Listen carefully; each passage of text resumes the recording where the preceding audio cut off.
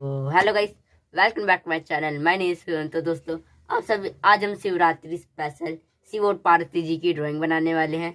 तो ड्राइंग करने से पहले मैं आपको वो ड्राइंग दिखा देता हूँ। ये रही वो ड्राइंग। ये ड्राइंग हमारी कलरिंग ड्राइंग होने वाली है। चलिए जल्दी के लिए वीडियो स्टार्ट।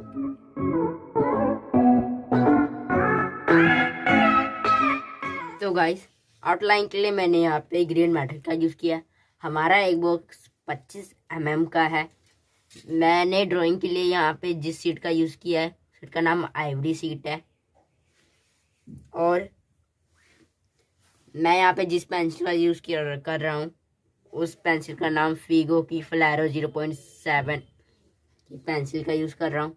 चलिए बिना देर के लिए आउटलाइन।